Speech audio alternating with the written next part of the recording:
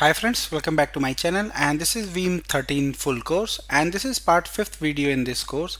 And in this video we are going to see how to add a vCenter server to Veeam step by step, and this is going to be a complete lab based guide along with some basic theoretical parts. So this is one of the most important configuration in any VMware based backup environment, because without vCenter integration, managing backup at scale become extremely difficult. So by end of this session you will be clearly understand not only how to add a vCenter to a Veeam, but also why this is critical in the real world enterprise environment. So let's understand what is vCenter server is. So vCenter server is centralized management platform used to manage multiple ESXi hosts and all the virtual machine which is running all of on those ESXi hosts. So instead of logging to each ESXi host individually, administrators can use vCenter to control their entire VMware environment from a single interface. Now this is now the important question: why do we need to add a vCenter to Veeam? So when we integrate basically a vCenter to Veeam, several powerful compatibility is going to be capabilities are going to be unlocked. Basically, you can say first, Veeam can automatically discover all the ESXi host and virtual machines which is associated with the vCenter server. Second, basically backup management becomes centralized. Instead of configuring backup jobs per host, you can manage everything from a single place. Third, enable advanced features become available, such as VM level backup, application aware backup, change block tracking, and instant VM recovery. So without vCenter, you would need to add each ESXi host manually, which is not scalable for and it creates the operational overhead. So this is why almost all enterprise environment vCenter integration is mandatory with the Veeam infrastructure. So now before we start the lab, let's make sure everything is ready. So uh, before you add a vCenter, so vCenter must be up and reachable from vCenter server, is from the Veeam backup server. Secondly, DNS resolution should be working properly. This is important because both forward and reverse lookup should work. And third is required port must be open. So most critical port is TCP 443, which uses the HTTPS communication. Next, you should have a single basically a single service account ready. If it is always recommended to use a dedicated VMware service account, Veeam service account, instead of using administrator account directly. So the service account should have a read-only access, backup related privilege, and best practices in production is to basically follow the principle of least privilege, which should be given to account which is going to be used as a service account to run a backup on vCenter server. So also ensure the system time is synchronized between vCenter server and Veeam server, otherwise authentication issues can occur. Now how Veeam uses vCenter server internally. So once the vCenter is added, Veeam communicates with it's using APIs. It does not directly access the virtual machine disk initially. Instead of vCenter act as a control panel. Through vCenter, Veeam performs virtual machine discovery, snapshot creation, backup coordination, and change block tracking.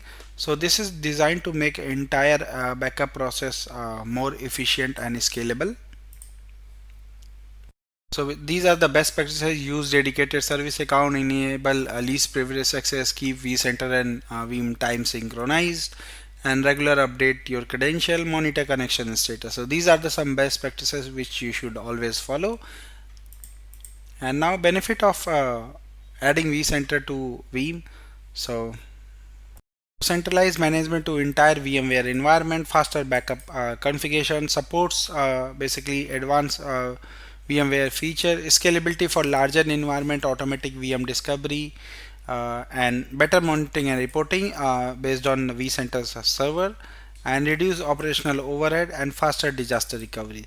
So this is why vCenter integration is considered as a best practice in enterprise environment if you are running a VMware virtualization platform.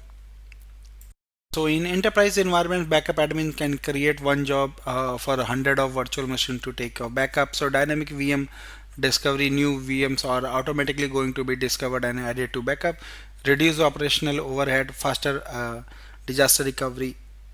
You can consider example if new virtual machine created in production, Veeam automatically include that in a backup job and no manual intervention is required. So this is my lab environment which we are going to use in this demo. So I got my basically my Active Directory server, and then we got our vCenter server appliance, 3 ESXi host with a 3 node vSAN cluster and one dedicated ESXi host also. And then we got our vCenter Veeam server, which is this. So this is my infrastructure. So this infrastructure is running inside the Veeam VMware Workstation 17 Pro. So I'm at Veeam Backup and Replication console. So now I'll go here in inventory. So if you see here, we got multiple options here. So in infrastructure, virtual infrastructure. So in inventory you have a virtual infrastructure and physical infrastructure, physical and cloud infrastructure. So if I go to virtual infrastructure, you can see we have a VMware, vSphere, Microsoft, Nutanix, Proxmox, and KVM also. So now I'll go here on vCenter server and right click and add a server, and then I'm going to use my vCenter server applying basically vCenter server URL. So let me show you the basically open the DNS and verify the DNS records. So let me go to, okay, this is the server AD server. So let me show you AD and DNS record on my domain controller. So you can see my vCenter infrastructure is up and running, everything good. So now I'll get to DNS, and here you can see this is my vCenter server URL FQDN basically. So I'll go ahead and copy this, and also if I go to reserve, you should be able to see it has a reverse lookup zone also created. So this is good. Now I'll go here and try to add this server. So you can use the DNS name or IP address. So click next, and then it's asking about the credentials. Since this is a lab environment, I'll go ahead and use the administrator account, but in production environment you should have a dedicated service account for backup. So vSphere.local, and I'm going to put my credential. So now I'll go ahead and click on apply, and you can see here it's going to use port 443, and this is a warning related to certificate which is installed on this vCenter server. So I'll click on continue, and then it's checking server connection. And also from Veeam, if you want, you can go ahead and do the connection check. So port 443 should be open, so you can do the TNC and then paste the FQDN of the server and then port and then 443, basically 443. So this is the one of the prerequisites which you should pass, otherwise you should not you would not be able to add this vCenter server in your Veeam. So let's wait for this. However, at the backend we can see the things has started and creating database record for this server and collecting disk and volume information. And also now here you can see the TCP test succeeded is true. So this is good. We are able to reach to our vCenter server apply basically from our Veeam server. So things are looking good. Now it will take some time to get the discovery done for our ESXi infrastructure or virtual machine infrastructure which is running on VMware environment. Now you can see VMware server saved successfully. Click next and now click finish, and now you should be able to see here vcsa01.labsandson.lan, and you can see the virtual machine also, and you can see this used size, host on which this is running. You can see the guest operating system, and then last backup which is never done, and malware status cleanup. So this is good. So now you can see these virtual machines are powered off as of now. So if I go and power on these virtual machine, you should be able to see the same status there also. So let me go ahead and power on these machines.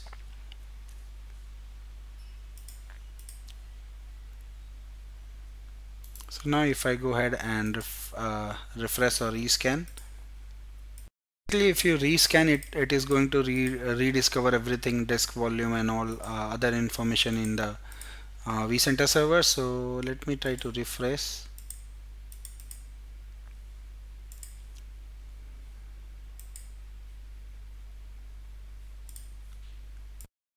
So now if you see here, the icon is changed and you can see the virtual machines are powered on. So this is good. So in this session we have successfully learned how to add a vCenter server step by step to the Veeam version 13, and also we understand the importance, why this is important for the backup infrastructure, and also we discuss about real world use cases and best practices. So in the next part we are going to add a standalone ESXi host to our vCenter infrastructure, and then we are going to add a Hyper-V server, and then post that we are going to create a backup jobs, and we'll see the replication also. So thank you for watching. Please subscribe me for more videos, and if you have any query, any question related to this, you can always post me in my given mail IDs. Thank you once again. Bye bye.